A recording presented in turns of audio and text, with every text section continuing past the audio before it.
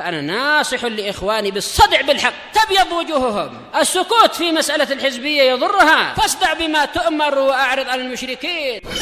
سلامي على دماج ورجالها والشيخ يحيى ودار العلم يا سعد بانيها. Nah, kemudian mengenai batasan munqashar atau batasan safar, hendaknya Palembang.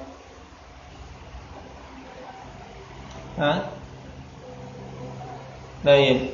Nah, batasan safar yang diperbolehkan munqashar padanya kembali kepada kebiasaan manusia setempat, kembali kepada Allah. Nah, kemudian seorang musafir yang sampai di tempat tujuannya, bagaimana perincian hukum seputar hal ini? Anda ya Ridwan.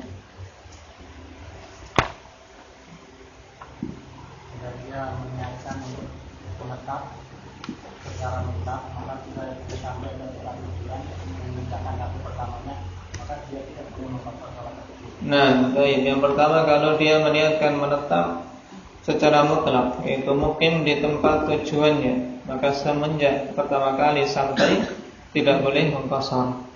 Yang kedua, apabila seseorang meniatkan untuk tinggal di suatu tempat lebih dari 4 hari.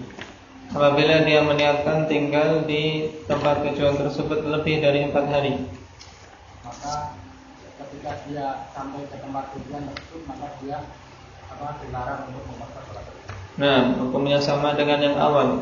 Ketika sampai di tempat tujuan, maka sudah tidak boleh mengqashar lagi. Terus, ketiga ini adalah orang yang tidak tahu dia sampai kapan untuk tinggal di tempat tersebut. Orang yang tidak tahu sampai kapan tinggal di tempat tersebut, bagaimana hukumnya? Maka dia boleh mengqashar sholatnya. Nah, ada perincian, rinci dulu. Tidak tahu ini punya gambaran tidak tahu berapa lamanya, cuman punya gambaran lebih dari 4 hari, maka kembali ke hukum yang kedua tadi, ya kan? Tidak boleh mengqashar. Kalau tidak punya gambaran lebih dari 4 hari, maka boleh mengqashar.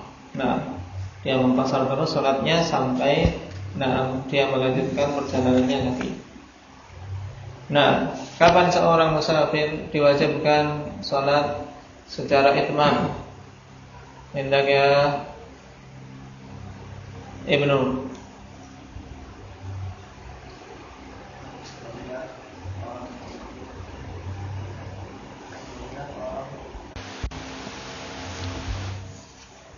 Yang pertama dari kalau sholat di belakang mukim, maka wajib itmam. Kemudian kondisi yang kedua apa? Yang wajib itmam, terjadi ijma' padanya, indaka Aba Arif. Tayyib ahsanta. Berhubungan dengan musafir yang ketika mukim kelupaan suatu sholat, dari sholat rubaiyah, kemudian baru ingat tatkala dia safar, maka dia wajib untuk menunaikan sholat yang terlupakan tersebut tatkala dia ingat, dan sholatnya dengan sempurna, tidak boleh dikosor di situ. Dan hal ini terjadi ijma'. Baik. Barakallahu fiikum. Masih tersisa yang wajib itmam, hendaknya Wildan.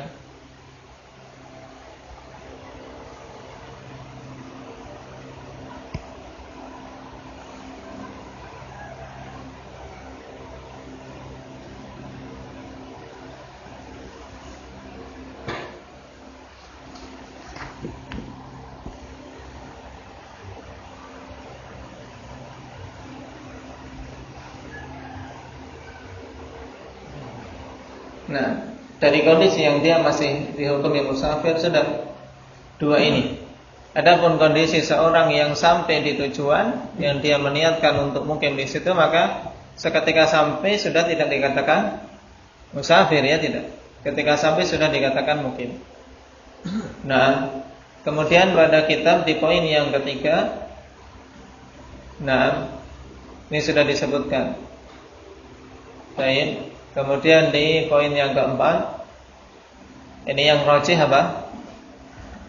Yang rajih tetap qasar. Untuk poin yang keempat, apabila seorang takbiratul ihram dengan niat itmam karena bermakmum pada seorang yang mukim, kemudian batal ketika dia salat sendirian, maka salatnya dia apa? Qasar. Nah, karena ilahnya telah hilang. Baik, diingat-ingat. Berhubungan dengan qasar juga, ikhwanillah, satu perkara yang penting yang terlewatkan kemarin. Nah, ketika seorang musafir melewati di suatu tempat yang di situ ada keluarga, nah, atau anak istrinya di situ. Dan ini biasa terjadi mungkin pada para thalabatul ilm yang dia pulang ke rumahnya, tapi hanya dalam 1 hari, 2 hari saja. Nah, apakah ketika di rumah itu dia itmam atau qasar? Atau mungkin seseorang fanifillah, nah, ingin melakukan suatu perjalanan ke negeri C, tapi dia melewati negeri B yang disitulah tempat tinggal asalnya. Apakah ketika sampai di tempat itu untuk istirahat sejenak sebelum melanjutkan perjalanan, nah, yang di situ tempat tinggal asli, dia menyempurnakan ataukah qasar? Baik. Dalam permasalahan ini, akhwanillah, terjadi khilaf di kalangan para ulama.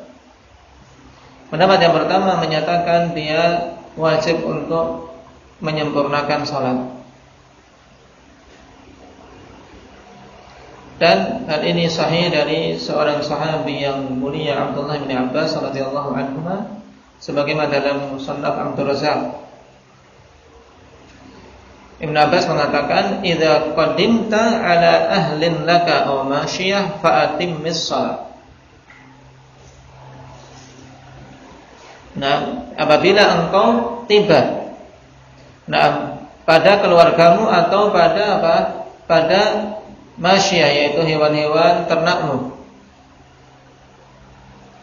maka sempurnakanlah salat. Nah, idza qadimta ala ahlin laka aw masyiyah fa atimmas salat. Mendaka wahyu, pendapat siapa ini? Ibn Abbas, maksudnya bagaimana? Apa perkataan beliau?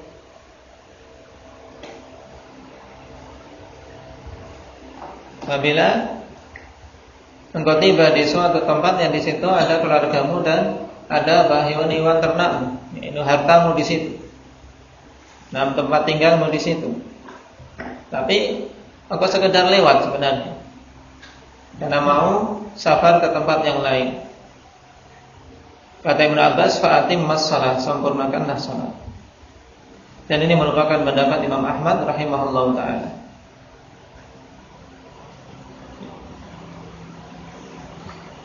Sedangkan Imam Malik Al-Hanifillah mengatakan, apabila ingin mukim sehari semalam menyempurnakan, jika tidak, nah, maka qasar. Tapi pendapat ini lemah. Kenapa? Karena batasan sehari semalam apa dalilnya?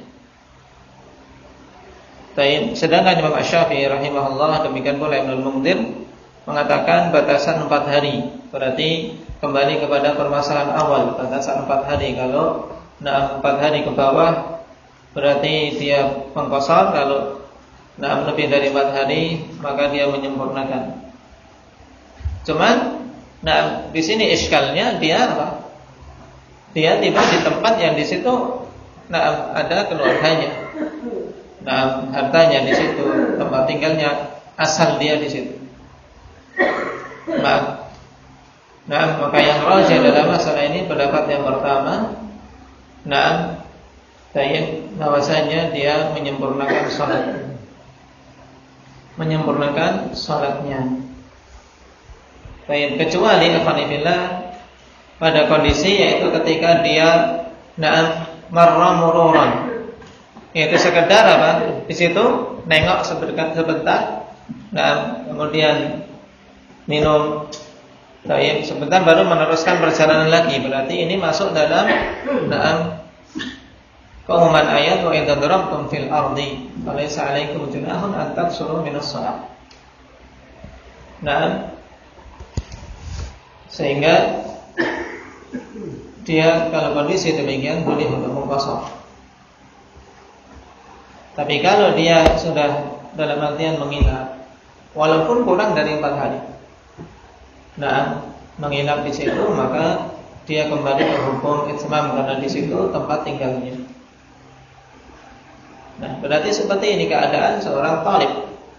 Ya, seorang talib yang dia tinggal lama di markis, tinggal lama di pondok, kemudian pulang ke rumah cuma sehari, 2 hari, maka ketika sampai di rumah dia itmam, menyempurnakan karena itu asal tempat tinggal dia.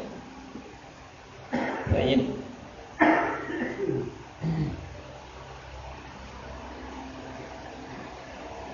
Kecuali siapa ikhwanifillah dalam kondisi ini? Kecuali seorang muhajir. Dikecualikan seorang muhajir, seorang yang berhijrah. Kenapa? Karena kalau berhijrah kembali ke tempat tinggalnya, ini sudah tidak dihukumi tempat tinggal, karena dia tidak boleh di situ tinggal lebih dari 3 hari. Kalau sampai lebih dari 3 hari dia berdosa. Ini tambahan berhubungan dengan hukum qashar. Dan diingat-ingat asar Ibnu Abbas radhiyallahu anhu, karena ini merupakan pegangan utama dalam permasalahan ini. Dan di antara metode fikih yang bagus yang dinasihatkan oleh Syekhuna Muhammad bin Hizam hafizahullah taala, kalau memang didapati di sana fatwa sahabat, maka pegang. Ada fatwa sahabat dalam suatu permasalahan yang menguatkan suatu pendapat, maka pegang, karena kita diperintahkan untuk kembali kepada pemahaman mereka. Terlebih lagi ulama sahabat, ulamanya para sahabat seperti Ibnu Abbas, Ibnu Umar, kemudian Khulafaur Rasyidin, Sayyid Ibnu Mas'ud, karena mereka rujukan di kalangan para sahabat.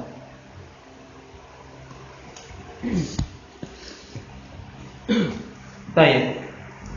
Jadi ahli itu yang maksud siapa ahli itu? Apakah? Jadi dipahami bahwasanya ahli masyayikh maksudnya rumah kita atau keluarga kita. Itu punya keluarga di situ yang ditinggalkan. Keluarga ya anak istri. Kita masuk pada permasalahan yang kedua, tsaniyan al-jam'u bainas sholataini, menjamak antara 2 salat. Wa fihi masail, dan pada perkara ini permasalahan-permasalahan di antaranya al-mas'alatul ula fi masyru'iyyatil jam'i bainas sholatain, tentang disyariatkannya menjamak antara 2 salat. Wa man yubahu lahu dzalik, dan siapa saja yang diperbolehkan untuk menjamak. Baik. Dan sebelumnya ikhwan fillah, yang dimaksud dengan al-jama' baina sholatain yaitu menggabungkan antara 2 salat dilakukan dalam satu waktu. Yang pada asalnya ikhwan fillah bahwasanya salat itu telah ditentukan oleh Allah Subhanahu wa taala waktunya masing-masing. Ini hukum asal yang harus kita ketahui. Apa dalilnya?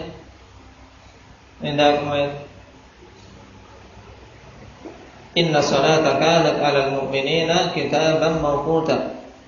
Sesungguhnya salat itu bagi kaum muslimin telah dituliskan waktu-waktunya, telah ditetapkan oleh Allah Subhanahu wa taala waktu-waktunya, sehingga tidak boleh seorang muslim fanifillah mengubah dari waktu yang telah ditentukan oleh Allah Subhanahu wa taala, baik mengedepankan ataupun mengakhirkan. Mengedepankan sebelum waktunya, ini juga tidak boleh. mengakhirkan setelah waktunya, ini dia boleh. Ini hukum asalnya. Nah, dikecualikan dari hukum tersebut, ketika ada uzur. Di antara uzur yang diperbolehkan, dan bentuk yang diperbolehkan ketika seorang melaksanakan suatu sholat di luar hukum asal tadi, yaitu jamak. Karena hakikat jamak dia mengeluarkan salah satu sholat dari waktunya. Kalau jamak takhir, dia melakukan sholat zuhur dan asar misalnya, dilakukan di waktu zuhur, berarti dia keluarkan waktu waktu asar dari waktu asalnya. Kenapa? Karena dia tarik waktu asar dilakukan di waktu zuhur. Dan sebaliknya kalau jamak takhir, yang dia keluarkan dari waktunya salat apa? Indak ya Azrin.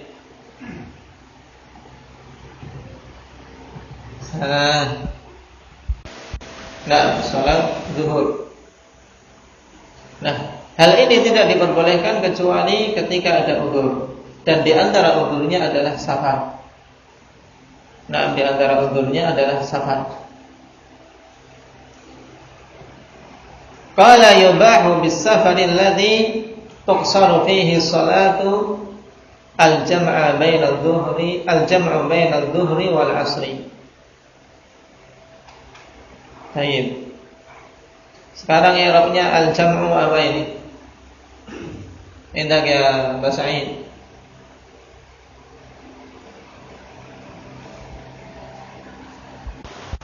Ahsan, naib fa'il dari yubah. Berarti maknanya diperbolehkan dengan sebab safar yang suatu salat boleh dikosor padanya.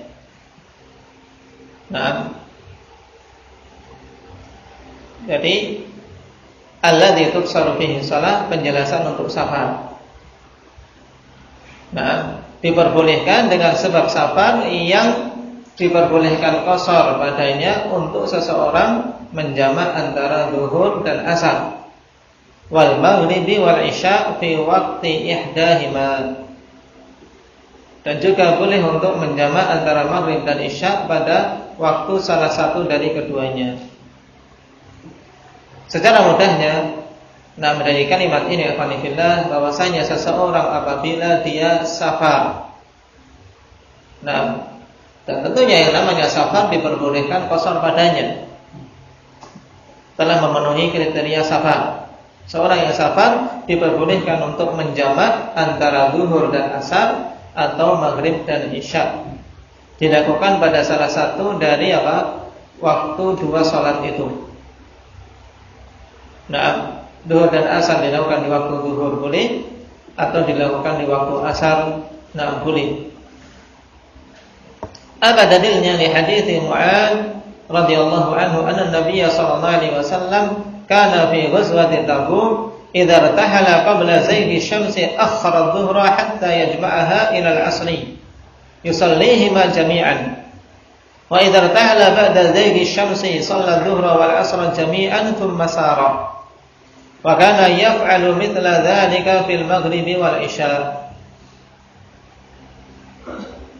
Bahwasanya Nabi SAW dulu pada perang Tabuk, apabila beliau memulai perjalanan sebelum tergelincirnya matahari.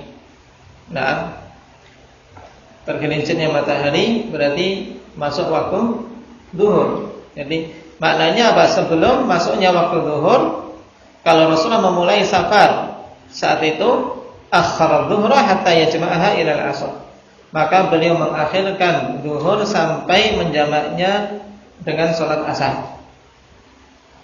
Yusallihi jami'an, beliau melakukan salat kedua waktu tersebut, kedua salat tadi yaitu zuhur dan asar, jami'an secara bersama-sama, dijamak. Dan apabila beliau melakukan perjalanan setelah tergelincirnya matahari, maka beliau melakukan salat zuhur dan asar bersama-sama, yaitu dijamak takdim. Dijamak takdim di waktu zuhur. Tsumma sara, baru kemudian beliau melakukan perjalanan. Dan ini sunnah paling dalam melakukan salat jamak. Karena salat jamak terbagi jadi dua, jam'ut taqdim dan jam'ut ta'khir. Jamak taqdim yaitu jamak di mana waktu yang kedua dikedepankan pada waktu yang pertama. Ketika salat zuhur dan asar, maka waktu salat asar dikedepankan waktu zuhur. Ketika jamak maghrib dan isya, maka waktu salat isya dikedepankan ke waktu maghrib. Ini namanya apa? Jamak taqdim. Yang kedua jamak takhir kebalikannya. Dan sunnahnya panitia menentukan ini jamak takdim atau jamak takhir dilihat dari waktu dia mulai safar. Kalau mulai safar setelah masuk waktu, maka dia jamak takdim. Kalau mulai safarnya sebelum masuk waktu, maka diakhirkan.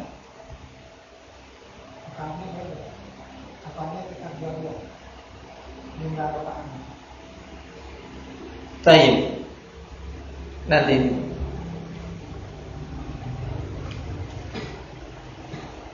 wa kana yaf'alu mithla dzalika fil maghribi wal isya. Dan adalah Rasulullah sallallahu alaihi wasallam melakukan yang demikian itu di waktu pada salat maghrib dan isya. Karena empat salat ini yang boleh di jamaah dengan pasangan masing-masing. Adapun salat subuh maka dia tidak diperbolehkan untuk dilakukan kecuali pada waktunya. Tidak boleh diakhirkan, tidak boleh jamak dengan yang lain.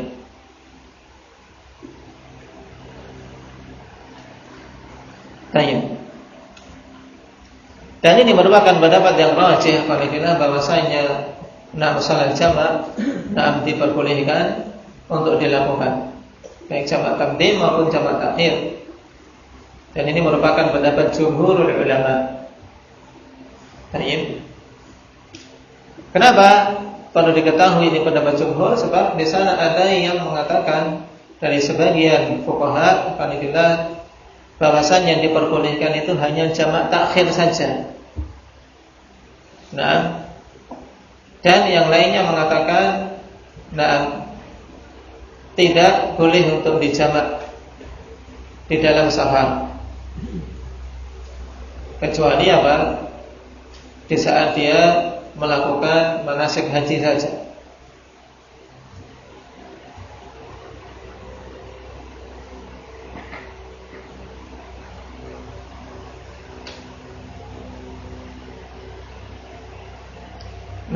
Seperti jamak di hari Arafah. Sebagiannya mengkhususkan itu saja. Maka dibawakan di sini tentang kisah Ghazwatul Tabuk sebagai pemutus perkara bahwasanya Rasulullah SAW juga melakukan jamak tidak hanya pada saat haji saja.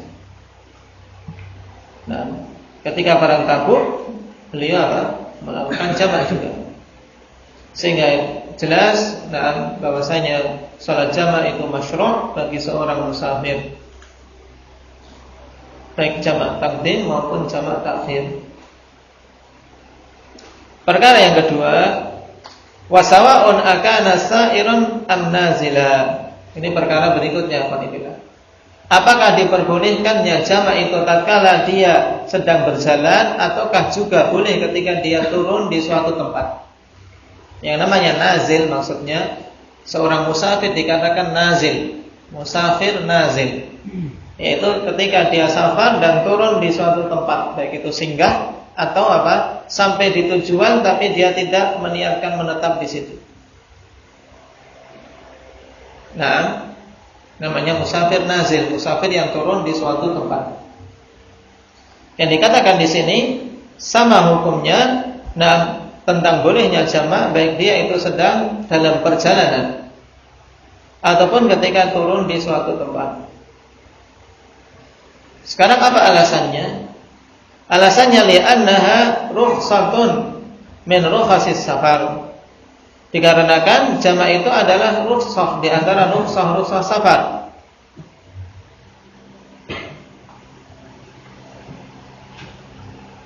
Falam yu'tabar fiha wujudus sayri kasairi rukhasi. Sehingga tidaklah dianggap padanya keharusan untuk adanya sair, keharusan harus dalam perjalanan sebagaimana rukhsah-rukhsah yang lain. Maksudnya apa ikhwan fillah alasan ini? Intinya kenapa kok sama antara nazil dan sair? Dikarenakan ini rukhsah safar. Sehingga apa? Tidak ada keharusan untuk dia dalam posisi perjalanan. Maksudnya posisi perjalanan yaitu di tengah jalan, kemudian turun melakukan sholat baru berjalan lagi. Baik. Dan ini merupakan pendapat jumhur ulama bahwasanya musafir ketika nazil selama dia masih dihukumi musafir. Ini intinya. Selama dia masih dihukumi musafir boleh untuk menjamak. Dan telah kita lewati dalam pembahasan qashar. Musafir yang nazil yang masih tetap dihukumi musafir batasannya berapa? 4 hari ke bawah.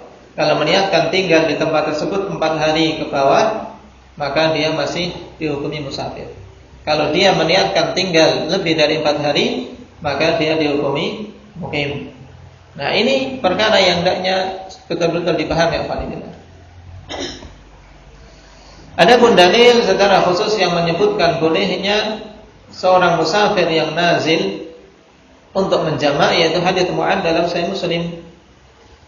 Hadits Mu'adz dalam Sahih Muslim yang disebutkan di sini tentang kisah perang Tabuk. Tentang kisah perang Tabuk.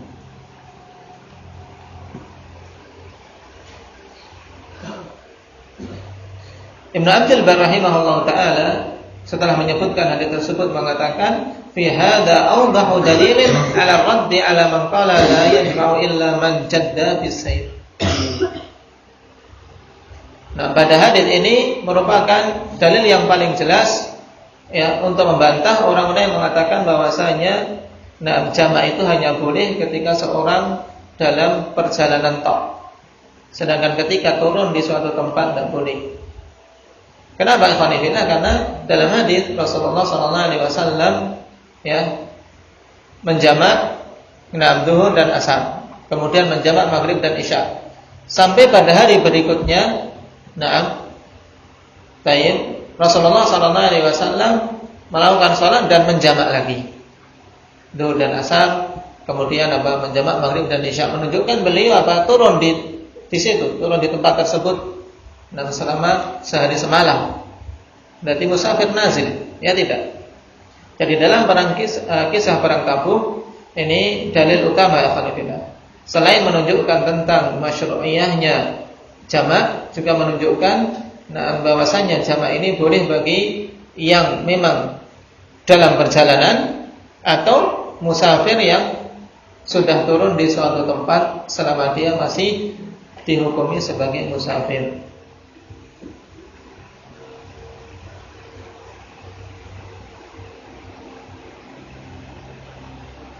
Kemudian mana yang lebih utama? Ini perkara yang ketiga. Illa annal afdala lin-nazili 'adamul jam'i. Lianna Nabiy sallallahu alaihi wasallam lam yajma' bi Mina wa qad kana nazilan. Setelah kita tahu bolehnya untuk menjamak, perkara berikutnya mana yang lebih utama, menjamak atau melakukan di waktunya masing-masing ketika dia turun di suatu tempat.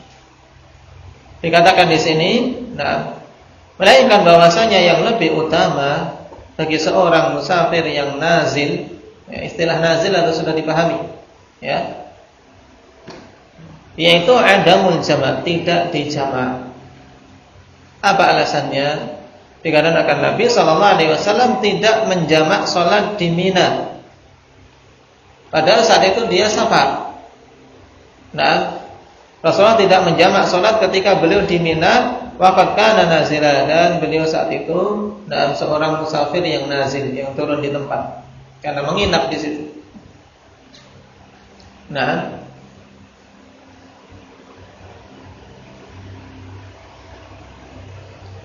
Tapi apakah dia mengqashar atau tidak? Jangan sampai lupa ini. Indak Abang Dilwan. Dia yang lebih utama untuk apa? Tidak menjamak, tapi masing-masing dilakukan di waktunya sendiri-sendiri. Nah, adapun mengqashar bagaimana? Wajib mengqashar. Nah, salat asar dilakukan di waktu asar, salat zuhur dilakukan di waktu zuhur. Kalau dia tidak bermakmum kepada seorang yang mukim, maka dia wajib mengqashar. Nah, ini jangan sampai rancu, karena dia masih dihukumi musafir dan hukum qashar masih melekat pada dia. Kecuali kalau dia pada kondisi-kondisi yang disebutkan dalam pembahasan qashar yang wajib untuk itmam. Baik. Adapun yang ditanyakan tadi yang Pak Arif bertanya ketika dia jamak takdim, apakah mengqashar ketika menjamak? Kalau jamak takdim masih dilakukan di tempat tinggalnya, maka tidak boleh mengqashar. Tidak boleh mengqashar. Dia hanya boleh menjamak. Misalnya seorang mau berangkat dari sini, dari tempat tinggalnya, mau safar ke Jakarta. Baik. Dia mulai berangkat ba'da zuhur. Ba'da zuhur. Jelas. Nah, misalnya kereta jam 2, dia tidak akan bisa melakukan salat asar dengan sempurna, ya tidak. Tidak akan bisa. Kemudian dia turun mampir di masjid, kemudian naik kereta lagi. Baik. Maka apa? Sebelum dia berangkat, ketika salat zuhur, ya dia jamak dengan salat asar di rumah atau di masjid tempat tinggal dia. Tapi yang diperbolehkan hanyalah apa? Jamak. Adapun qashar tidak diperbolehkan. Kenapa? Karena dia belum berada di jalan, yaitu belum melakukan darb fil ardh. Baik, belum musafir, belum keluar dari negerinya. Paham? Ini bedanya antara jamak dengan qashar, Jadi jangan sampai rancu. Oleh karena itulah para fuqaha membedakan pembahasan qashar sendiri, pembahasan jamak sendiri. Nah, kebanyakan awamun nas ini dalam pandangan mereka ini satu kesatuan. Bahkan sebagian ikhwah Salafiyin terkadang rancu dalam masalah ini. Jamak qashar. Jadi jamak sendiri, qashar sendiri dan terkadang pada suatu kondisi seorang memang diperbolehkan dua-duanya. Jamak qashar. Dan pada suatu kondisi seseorang lebih utama untuk qashar saja tanpa menjamak. Contohnya tadi musafir nazil. Dia qashar saja. Baik. Dan terkadang diperbolehkan jamak saja, tidak boleh qashar. Pada kondisi jamak takdim bagi seorang yang hendak safar, tapi masih di tempat tinggalnya. Paham? Yang punya jelas 4 tadi ya, Ya 4. Ya, 4. Karena tidak boleh dikosong. Kalau sudah sampai perjalanan? Kalau sudah di perjalanan, maka apa? Ya dia berarti ia menjamak, ia mengqashar. Kalau sudah di perjalanan. 2 rakaat zuhur, salam, kemudian 2 rakaat asar, salam. Baik. Dan tentang kaifiyahnya, insyaallah kita ambil pada pertemuan yang akan datang. Kaifiyah jamak. Kita bihadza subhanallah.